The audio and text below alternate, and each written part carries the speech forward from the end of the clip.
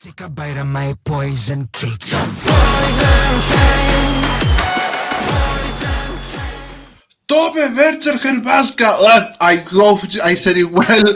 Muy buenas a todos, fans. Sean bienvenidos a una nueva entrevista internacional en Shufflin Media. Hoy no estoy solo. Saludos, Tomás Geray Betancor de Unai González. Unai, hello. Hello, how are you? I'm doing fine, thank you so much. And this time we continue our international journey through Croatia to the DORA 2025. It's a pleasure to us to be with one of the main favorites to win the event in Opatia, Marko Bošnjak. Hello, welcome to Shufflin Media. How you doing? Hello, I'm doing amazing, and muchas gracias por invitar. Yes, exactly. Yeah. Nice. I have a streak on Duolingo of like 110 Duolingo. days, so I am like hoping to learn more Spanish soon. Oh. Your streak is doing well, or you are breaking, or you broke up now? I did not break up with my streak. It's still going very well, so we will see. Maybe by the time in May, I'm gonna be fluent in Spanish. Who knows? Well, it's fair to say welcome back because you are returning to DORA after being the silver medal in 2022. Yes. The main question is simple: what and who made you decide to come back to DORA? Well, I definitely knew that I wanted to come back. It was just a matter of time and like having a song that kind of gives me this energy and vibe of like, okay, I really want to go back with this song because I really thought that I'm gonna wait at least for like 5 to 6 years to, like really build my career without Dora or without like attempting to go to Eurovision. But then once I heard the first demo version of this song, I really heard the potential and I wanted it to be the song that I come back with. Sounds fine. So that's why you chosen Poison Cake. So what's the story behind it? You told us that it was mainly written, but have you maybe changed some of the lyrics, do something with the production or something with the song? Yes, I definitely worked on the music part a lot. Like I really wanted to like this whole last part where it like builds momentum to the very end, and all of these like additional melodies were like my initial idea that I really had the privilege to work with on my very open-minded team who were like ready for all of my ideas. So they were definitely happy that. I heard the song and I wanted to work on it, but I wanted to make it more my own. So they were like pretty open to all of my suggestions. So I was always like suggesting in the studio like what we can do better with regarding the lyrics, but mostly my part was the music part and all of the melodies and the like genre changes. So I'm very very happy with how everything turned out in the end. This is your main difference between the journey that you go this year, between this journey and the journey you have of 2022. And what is your vision about your participation in 2022 after 3 years? Well, it was definitely a lovely song, a lovely time for me. I mean, I was 18 at the time, so I was still like in high school. So basically, it was a huge pressure but I still performed well under pressure, and I really think that that comes from like the years of experience that I had prior to that. But I'm just very happy to see that I'm kind of like musically not afraid to take risks, and then I am very like I can do a ballad, I can do a power Balkan ballad and like be very emotional, but I can also do something that's more in the style of Poison Cake. And I didn't want to repeat the same pattern and to like go again with the same formula. Maybe some people are disappointed that I've chosen to take a completely different path, but I literally couldn't care less because it's not about them. It's about me developing myself as an artist in the way that I want to. So if they don't like it, they can find someone else to support. But yeah. We have 23 songs, so it's well. Yeah, We have exactly. plenty of That's what I'm options. telling. I'm not holding anyone at gunpoint. If you don't like it, it's completely fine. But what I really appreciate for myself personally is that I'm not afraid to take risks. I'm not afraid to showcase that my talent and my music expression is not going to be one dimensional. It's not going to be one sided. I'm going to do many different genres in my life, and I'm going to come back to Balkan ballads. I'm going to come back to all of these other genres that I want to explore more. So I really don't want to limit myself. And why did you decide to present with to the DORA with a song in English? Why was the that decision made?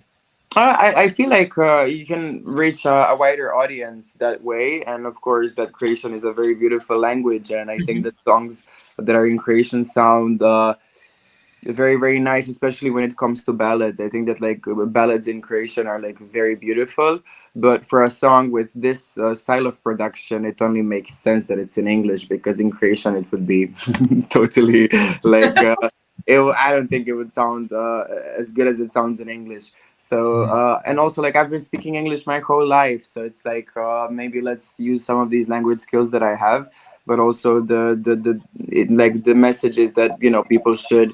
I want people all over Europe to kind of like understand it and to be able to connect with the song more than they would if it was in Croatian. How you reacted when the HRT, the Croatian television show that you were in the names of participating Dora? What did you do when the announcement makes? I was literally like screaming around. I wanted to keep my composure. Like I was at work or something. Like Uh-huh. I knew that I was in a setting where I was supposed to be very calm. And I really Oh, tried to be calm for a few minutes, but I couldn't. And I was literally screaming and like jumping up and down because I'm a huge Eurovision fan as well. So it's like a very big thing for me. And it was like just super happy that I got the opportunity to go there again and like slay it, especially because it's in Opatia, and the last time it was in Opatia was in 2022. So it yeah. being in Opatia again, this year was like also super exciting. So I really wanted to go in, and when I did, it was just like the excitement was through the roof, and it's still here. So I'm very happy. So you're coming back this year. So what things that you learned from the last time are you going to apply this time for your participation at the DORA? Well, I'm definitely not gonna like. I think I should really focus on just delivering the best possible performance and not worrying about what anyone has to say, not worrying about any like possible outcome or like having any expectations. I really want to come in and like focus on what I can control, and what I can control is delivering the best possible live performance, which is really what I'm gonna put all of my focus and energy into. And I really want to have a lot of fun with my amazing team. And I really learned that you have to like relax in all of this chaos, because I was like 18 years old, and for me it was just like so like everything was happening. I was like also one of the favorites, and I really took it seriously, and I wish that I kind of like enjoyed it a bit more, because in the Yeah. end, when everything finished, I was just like super lost because I had to go back to school after that. I had to do my national exams in May, and I thought that maybe, if only I won, maybe I wouldn't have to do that. But then I think everything happens for a reason. So this time I'm definitely taking the lesson of enjoying more and only worrying about what you can control, and about what you can't control. Just like no matter what happens, it's not that important. It's important that you have fun and that you give your best. Mhm. You are just trying to build it's interesting enough because I thought in the beginning the presentation you are again one of the main favorites, mostly second. I saw in many tops, one of the main favorites to win Dora again. Mhm. Uh, how you build this kind of barriers about the comments, even if it is positive or not. I can spoil you that it's mainly positive, but how you can make that kind of barriers and lessons to what you saw in 2022. Yeah, I mean, I'm just really trying not to read any comments, but then again, I'm a human, so I was literally on Twitter earlier, and I was like, oh my god, this was a mistake, because I think the best way to like keep yourself composed is to not read anything. But then again, it's completely natural because it's about you, and you really want to know how people are perceiving you. Um, but I'm super happy to see that I'm still like people's favorites, that people like the song, and that people are reacting mainly positive. So that's all that I want to focus on, to really like give the best performance for all of these people who are thinking positively of me and of the music that I make. So I really cannot like in DORA in 2022 as well, it was like mostly like very, very positive feedback from the audience, and it was still very beautiful. I felt really good about it, but then I also felt a lot of pressure that I have to, like, you know, like prove myself Mhm. worthy to all of these people who are supporting me. So I really like this, like, because music and artistry is one thing, and then when it's being put into a competition, it really like changes the whole vibe, because I think that music is very subjective. Like, it's not like sports, you know, like it's not like we are competing who's gonna run the fastest. Like, we are Mhm. competing in something that's completely opinion based. So we cannot really say that opinions don't matter, or like I don't care about people's opinions. This is literally an opinion based industry. Yeah. So you really have to like just hope that people have the best opinion of you, and that can be very, very hard on like people's mental health in this competition. So I'm Yeah. just really like having my therapist on speed dial, and like I'm gonna definitely call her while I'm in Apatia, just to like help me, you know, like settle down, because there's a lot of opinions coming from all sides, and you really need to like reflect on, you know, how you can take what's going to benefit you and just leave everything else on the side that's not going to benefit you. Now that you have mentioned sports, I wanted to ask you, how are you preparing yourself physically for slaying and giving everything in that Yeah. stage? So I'm definitely, I started going to the gym in January actually, and it was like not only like New Year's resolution, but also the fact that it was Capricorn season, and I'm a Capricorn, so I was like, this is the best possible time, you know, for me to start working on something. But I'm Mhm. also working with my team and with my choreographer, so I'm really having intense rehearsals right now. And I'm also working on another completely different project that I really cannot speak about yet, because I literally signed a contract and they will kill me if I say it now. But Oh. I really want to say it, but I cannot say it. But yeah, Well, but also in that project, I had to do a lot of like dancing and acting and singing. So I'm having rehearsals for that as well, like dance rehearsals, and I'm having rehearsals for Dora, and I'm going to the gym. So I think that by March, I'm gonna be like Dwayne Rock the Johnson or something. Will be awesome to see that muscles. Yes. And talking about that, Topatia, as far as you can tell, of course, don't spoil everything. But what is the main plans for the staging and the performance that you want to deliver in Opatia in the Dora's week in March? I really want to prepare like a visual spectacle. It's definitely gonna be a show. We heard everyone's opinions on how like the song is really like depending on staging, and it was like duh, like it's a song that literally when you're listening to it, you can tell that the stage is gonna need to be something completely wild, and that's what we're focusing on. So we are really like gonna do our best to give a very good staging, to give very good visuals, and just overall to create a very good show for everyone who's watching. mhm.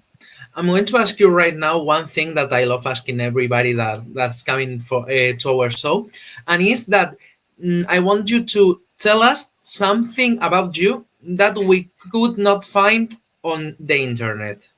Hmm. Well, maybe I don't know if you know that I have a cat, Snezhana. She's like Mhm. a very white cat with blue eyes, and she's literally like under the table right now. And I really hope that she doesn't jump on top of it. But apart from me having, but apart from me having a cat, I don't know what could be interesting. Um, I literally don't know what is interesting about me that other people don't know. The thing is, I'm very like out there, and I just Yeah. cannot stop That's why posting I'm and talking asking, about because myself. So it's very hard to find something that I already didn't like share with the rest of the world, That's because I why I'm literally, asking, because right now we are in the life of the social media and we share everything. So that's why we think that it's an interesting question for knowing a bit more the people that are coming to our show. yeah, that's literally the problem that I'm super hectic. I'm a very like dramatic person, to be honest, most of the time. So I keep sharing like those parts of my personality on my Instagram stories the whole time. So like people who follow me from before, like they know how insane I am. So basically, yeah, that's pretty much it. Like I am definitely not a chill person, even though with some of my previous work and my previous songs, you could tell that I'm like a very deep and serious emotional artist, which I am. Like some one part of me is that, but I also have this completely other side of my personality that is like super crazy. So yeah. Well, craziness, drama, being Eurofan. The question is easy. How you lived the baby's lasagna second place last year? Oh, of course, of course. I was like literally, we were like all organizing like parties at home with all of my friends, and we were like, I'm always that person who's gonna like print out on the paper, you know, like you guys have to vote, and Oh then yeah. if somebody's not a Eurovision fan, then I literally have to explain to them the rules, and I get very annoyed. I'm like, how do you not know this, you know? So I was I was definitely rooting for Baby Lasagna, and like I also had some of my other favorites, but it was in general like a very strong and very interesting year. So definitely as a Eurovision fan, I was forcing everyone to be in on the vibe that I had that year. Oh, that's fine. That's fine. That's fine. It's like one of the first times that Croatia has that spot in Eurovision. Though it's really enjoy the effort so much. What are your main favorite songs from? First of all, what is your first remember? What is your first remember of watching Eurovision? And the second of all, what are your favorite songs from your Eurovision years? Yes, I mean, starting from the year where I was born, I love Ruslana. I really like love Ukraine. I love Moja Stikla from Severina. That's like one of my all time favorites. I think if it went to Eurovision like this year, it would still do very well because it's just like such a very good show, such a very good like Balkan vibe. And I also like these like crazy Slavic countries. I literally love Verka Serduchka so much. Oh, To meet her one day, and I was performing. We were hosting this. I was hosting this Eurovision after party in Zagreb in this very like big club. We had some Eurovision stars there as well, and I was performing Molly Zanas and Leila from Hari Matahari. And then after I did all of these beautiful ballads, I was like, okay, guys, it's time to party. And then I did Verka Serduchka. So like no one was expecting it because the audience was just now like starting to meet me as this full energy like performer, because before I was just doing ballads, so that's what they were used to. Like the audience was like, you know, like crying, and we were like really exchanging this energy of like these beautiful ballads. And then I was like, okay, enough of this depression, like let's party now. And then I did Berka Serduchka. So I definitely enjoyed doing that, but also I like some of the I like Portugal from I think 2018 or when was it, 2017, the year when it won. So basically To 2017, yes. yeah. 2017, yes. So I do like all different kinds of genres that we see in Eurovision, and I really think that that's what's beautiful about it, because it's such a diverse contest where it's like you can have like multiple different songs in a year that you like and want to vote for, but they are all completely different vibes. So yeah, and that's really what I wanted to do with my song this year as well, to like combine more genres into one, Mhm. because I just like couldn't fully decide. So I was like, I just want everything to happen in this song. So, even if you are now trying again for representing Croatia, you were born in Bosnia. So, Yes. mm, what was do you maybe like to Bosnia to return to Eurovision, because we know that right now it's not really possible. I don't know if you have a lot of I don't know how to say it, connection with Information connections about Bosnia. the country, about Bosnia. Yeah, How do I you feel mean, about I that? do, I do really feel connected to Bosnia and Herzegovina as well, but I just don't think that we're gonna ever see them come back again. And I think I know that from like a very, from like literally the national television. I've heard it that it's probably never gonna happen. So I feel very sad about that, and I would love for that to happen. And when I was a child, they kept sending my application for Junior Eurovision to represent Bosnia, but then the EB was like, guys, you first have to pay all of the debt that you have towards us. So they were sending it like 3 years in a row, and for all 3 years in a row they were just like completely rejecting the like application. They were like, guys, it's really cool, this kid can sing, but like please, like you have to pay it back, you know. So I hope it happens one day. Literally, I would love to be there. I would like love, and I would definitely feel connected to that as well. Like ethnically, I am Croatian, but also I am also like in some sense Bosnian. So Yeah. I would love to like these are both countries that I really love. So maybe one day, I don't know, if it doesn't work out for Croatia, maybe it works out in like 20 years for Bosnia and I Herzegovina. hope I hope that the Bosnian TV have enough time to paint the debt, of course. Yeah, yeah. Uh, But the thing is, it's just I don't think that it's on top of priorities when it comes to Bosnia and yeah, Herzegovina. I really think that we have other priorities in that country, and Eurovision is not one of them. fair enough. Coming back to Dora this year, what are the, if you have the time, because 24 songs is plenty of time, but if you have the time or listening the songs of your teammates, what are your favorite ones of your mates competitors in the Dora this year? Yes, well, I love Ananda, and I'm like really not saying that because we're friends, but I really think that it's such a nice ballad. She sings so well. I love Magazine and Lorena, even though we're like we're being pinned against, but I really like Lorena, like the singer of Magazine. She's a very talented, very beautiful girl. And I don't know who else is really like. Luka Nijatic is also like a friend of mine. I think he has like a very cool music video, and it's definitely going to be interesting to see his performance. Laura Koja Pieva with NPC, I think it's very fun and catchy. Yeah. So yeah, I love Lelek with the little ethno that they're doing, that they're bringing to Dora. So in general, like a lot of very nice songs. So I really want to meet all of these people, like spend some very like quality time with them in Opatia, and just like be very friendly until the bloodbath begins.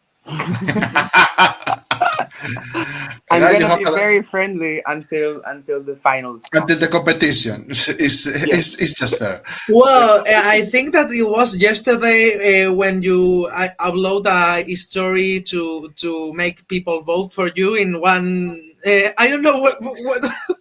I want to comment on that. That's what I saw on Twitter because my friend told me they're dragging you on Twitter for posting this.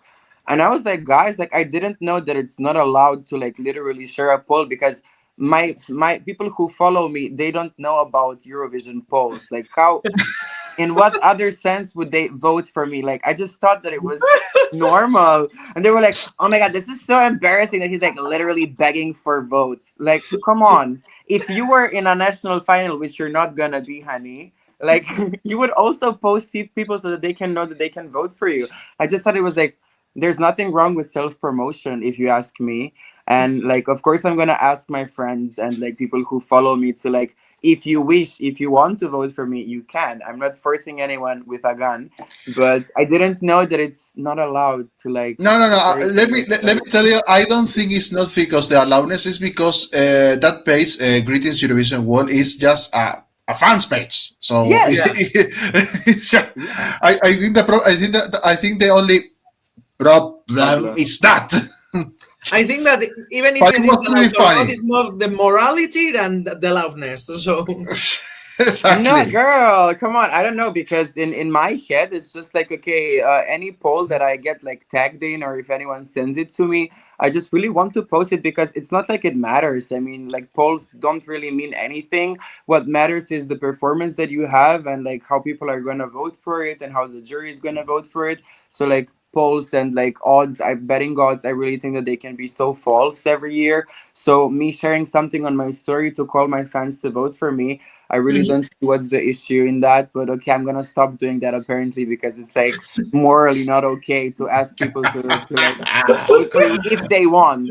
for Nah, me, Uh, for me it was funny when I saw for us, it's for I saw Ryan. yesterday. I sent it to Omar and I told him, what is he doing? We interview tomorrow him.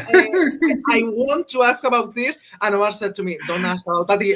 I need no, to ask please about Wait, this. ask about it because I wait a also little bit wanted of to. time. I also wanted to ask you guys about it. Like, is it really like that bad that I posted it? So I'm gonna I stop. that now. No. Guys, It's please just, don't vote for me on polls. no. Please don't vote. It's just really it's just really funny for us. It's just really funny that make a promotion about over polls. It was just funny. Don't worry. You are not like Okay, the Greek thank TV. you. I You really are had the not, best intention. you are not like the Greek TV that don't allow us to interview some of the stars. You are welcome, ART. But, last but not least, for myself, Marco, besides all that could happen in DORA in March and the secret project you cannot tell us, what are your future plans for your future plans? I say plans. What are your future plans for this 2025 that is beginning now?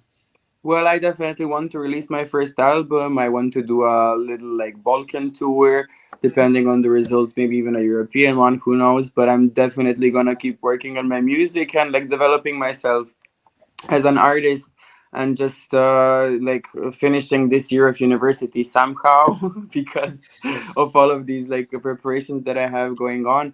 So really like just focusing on myself, focusing on my music, and just like being very happy in what I'm doing so far. What degree are you studying, if you can tell us? Public relations and communication. Oh. Yes. You can pass this career a lot. Yeah. You have a last question. Yeah, well, I was just wanting to ask him if he goes to Eurovision, what are the plans for the for the staging and for all the things? You are going to keep the same that you are planning for the Dora, or if you win, No. you are going to change some things. No, in case of victory, we really want to upgrade the staging. I'm not gonna say a lot, but a lot. Like we really have this one concept that we created for Dora, and then in case of winning, we already have planned out how are we gonna elevate it to the next level. So who knows? We will enjoy that. Marko Bošnjak, thank you so much to join us today. With the best of luck in Dora, I close the interview in Spanish. Muchas gracias, Una González, por acompañarme hoy. Ha sido genial. Y todos, si quieren seguir viendo más entrevistas internacionales, denle al botón de like, no les cuesta a nadie, por supuesto. Suscríbanse al canal de Shufflin Media. Les esperamos con más entrevistas en la próxima. Hasta entonces, chao. Chao, chao. Bye.